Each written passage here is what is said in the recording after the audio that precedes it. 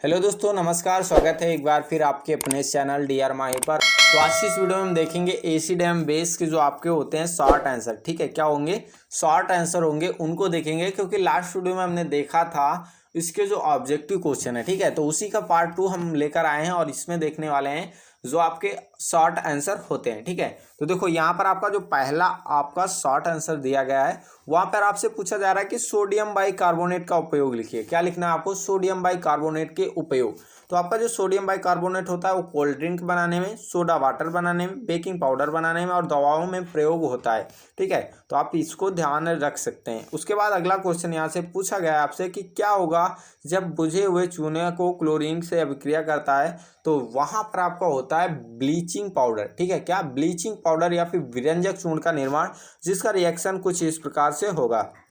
यहाँ पर आप देख सकते हैं ये होता है आपका कैल्शियम हाइड्रोक्साइड या फिर बुझा हुआ चूना। ठीक है, इसे हम दो नाम से जानते हैं, कैल्शियम हाइड्रोक्साइड और बुझा हुआ चूना। ये होता है आपका क्लोरीन। ठीक है, जब दोनों रिएक्ट करती हैं तो यहाँ पर बनता है कैल्शियम हाइपोक्लोरोक्लोरेट। ठीक है, इसे हम बोलते हैं विरंजक चूर्ण या फिर ब्लीचिंग पाउडर और जल। ठीक है, H2O आपका जल होता है, आपको पता ही होगा। तो इस प्रकार से इसका रिएक्शन बनेगा। उसके बाद अगला क्वेश्चन आपसे पूछा गया कि निम्न में से किस तत्व का ऑक्साइड प्रबल क्षारीय होगा? तो आपका सोडियम हो जाएगा इसका राइट आंसर। अगले क्वेश्चन में आपसे पूछा गया कि निम्न ऑक्साइडों के उनके क्षारीय गुणों के घटते हुए क्रम में लिखना है। क्या लिखना है? घटते हुए क्रम में लिखना। तो आपको जो पता है, क्योंकि अभी जस्ट पहले हमने आपको बताया कि जो सोडियम के ऑक्साइड होते हैं वो सबसे प्रबल क्षारीय होते हैं। तो घटते हुए क्रम में लिखना, तो सबसे पहले प्रबल क्षारीय लिखेंगे। तो यहाँ पर सोडियम ऑक्साइड हो जाएगा प्रबल, उसके बाद मैग्नीशियम ऑक्साइड उससे कम, फिर एल्युमिनियम ऑक्साइड उससे कम, फिर पोटेशियम ऑक्साइड उससे कम। ठीक है, तो यहाँ पर हो जाएगा इसका राइट आंसर कुछ इस प्रकार से। उसके बाद अगले क्वेश्चन में आपसे पूछा गया है कि किसी विलयन का पीएच आपको दिया गया है 3 और इसमें उपस्थित हाइड्रोजन आयन सांद्रता याद कीजिए। तो यहाँ पर आपका जो फार्मूला होता है कुछ इस प्रकार से होता है, आप इसको याद कर लें क्योंकि मैं आपको बता चुका हूँ लास्ट वीडियो में कि जो पीएच से रिलेटेड आपके एग्जाम में क्वेश्चन 101% पूछा जाएगा। ठीक है, तो यहाँ पर इसमें फार्मूले में रखेंगे पीएच का वैल्यू, तो यहाँ पे आ जाएगा H+ का वैल्यू जो आएगा 10⁻³ मोल पर लीटर। ठीक है, अगले क्वेश्चन में आपसे पूछा गया कि किन्हीं 2 अम्ल क्षार सूचकों का नाम लिखिए, अम्लीय एवं क्षारीय माध्यम में उनके रंग बताइए। तो आपका जो एक होता है फिनोप्थिलीन। ठीक है, क्या होता है? फिनोप्थिलीन, जिसका अम्लीय में रंगहीन होता है और क्षार में जो होता है गुलाबी होता है। वो एक होता है मिथाइल ऑरेंज, जो अम्ल में होता है लाल और क्षार में क्या होता है? नारंगी पीला। क्या होता है? नारंगी पीला। ठीक है, आप ध्यान दे सकते हैं, आपका लिटमस होता है जो आपका एसिड में होता है लाल होता है, और जो आपका क्षार में कैसा होता है? नीला होता है। तो आप वो भी लिख सकते हैं। ठीक है, और उसके बाद अगले क्वेश्चन में पूछा गया कि कठोर जल को मृदु करने के लिए किस सोडियम यौगिक का उपयोग किया जाता है? तो आपका जो जो आपका होता है धोने का सोडा अर्थात सोडियम कार्बोनेट, उसका यूज किया जाता है आपका जल की मृदु करने में। ठीक है, अगले क्वेश्चन की बात करें तो यहाँ पर आपसे पूछा गया है कि प्लास्टर ऑफ पेरिस को जल के साथ अपक्रिया कराने का समीकरण लिखिए। आप देख सकते हैं 2020 में दो पेपरों में पूछा गया है। देखो यहाँ पर आपसे पूछा गया कि प्लास्टर ऑफ पेरिस की जल के साथ अभिक्रिया के लिए समीकरण लिखिए। ठीक है, तो मैं आपको बता दूं कि आप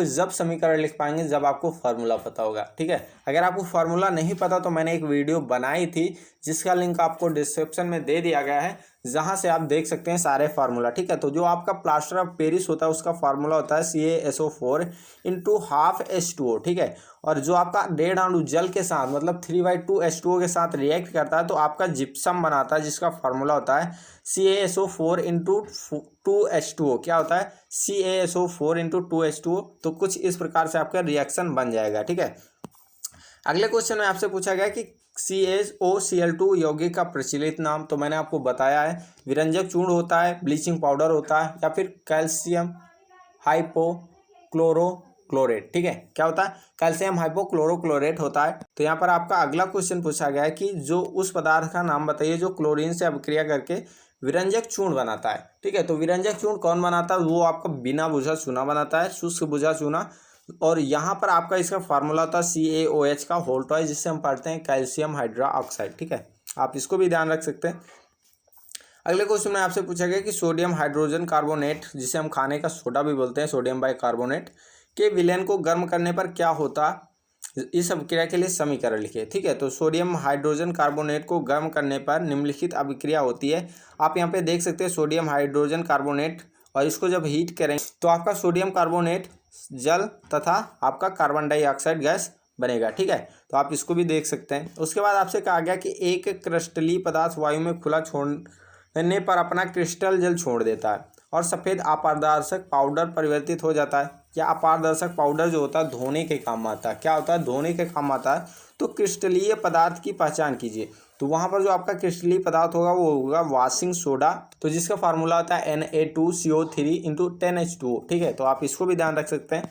अगले क्वेश्चन में आपसे पूछा गया कि दो प्रबल क्षारक, ठीक है, तो आपका दो प्रबल क्षारक होते हैं सोडियम हाइड्रोक्साइड और पोटेशियम हाइड्रोक्साइड। ठीक है, तो यहाँ पर आप देख सकते हैं। उसके बाद पूछा गया कि दो दुर्लभ क्षारकों के नाम लिखिए। तो अमोनियम हाइड्रोक्साइड जो होता है वो भी आपका एक दुर्लभ क्षारक होता है। कैल्शियम हाइड्रोक्साइड जो होता है वो भी आपका एक दुर्बल क्षारक होता है। क्या होता है? दुर्बल क्षारक। ठीक है, और यहाँ पर जो आपका अगला क्वेश्चन पूछा गया कि मिल्क ऑफ मैग्नीशिया। ठीक है, मिल्क ऑफ मैग्नीशिया क्या है? तो यह एक दुर्लभ क्षारक है। क्या होता है? दुर्बल क्षारक होता है, जिसका रासायनिक नाम मैग्नीशियम हाइड्रोक्साइड होता है, जिसका फॉर्मूला जो होता है MgOH का होल ट्वाइस। ठीक है, आप इसको भी याद रख सकते हैं, तो आप इसे देख सकते हैं। और अगले क्वेश्चन में आपसे पूछा गया कि टूथपेस्ट एवं दंत मंजन की प्रकृति क्या होती है? तो आपकी क्षारीय प्रकृति की होती है। तो यहाँ पर आप अगला क्वेश्चन पूछा गया कि सोडियम के किसी यौगिक का नाम लिखिए जो एंटासिड का एक संगठन हो। तो आपका सोडियम हाइड्रोजन कार्बोनेट, जिसे हम बोलते हैं सोडियम बाइकार्बोनेट, खाने का सोडा, ठीक है, वो होता है आपका एंटासिड का एक संगठक। ठीक है, अगला क्वेश्चन आपसे पूछा गया है कि धोने के सोडे के दो प्रयोग। तो आपका कांच, साबुन, कागज उद्योग में प्रयोग किया जाता है। जल की स्थायी कठोरता दूर करने में इसका प्रयोग होता है।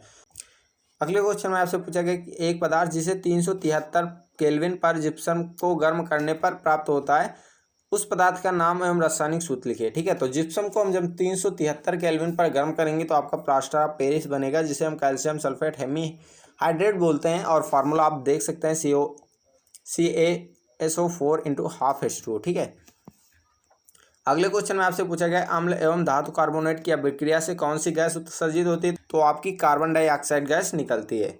अगले क्वेश्चन में कहा गया कि आवश्यक समीकरणों की सहायता से दर्शाइए कि आप कैसे प्राप्त करोगे धावन सोडा से बेकिंग सोडा, क्लोरीन गैस से विरंजक सूत्र। ठीक है, तो आप जब धावन सोडा से बेकिंग सोडा प्राप्त करोगे तो क्या करोगे? सोडियम कार्बोनेट, ठीक है, और आपका जो जल होता है और कार्बन डाइऑक्साइड गैस को रिएक्ट कराएंगे तो आपका बन जाएगा सोडियम बाइकार्बोनेट। और जो आपका क्लोरीन से विरंजक चूर्ण प्राप्त होता है, और आपका जो क्लोरीन से विरंजक चूर्ण के लिए आपका समीकरण होगा वो कैल्शियम हाइड्रोक्साइड प्लस क्लोरीन होगा।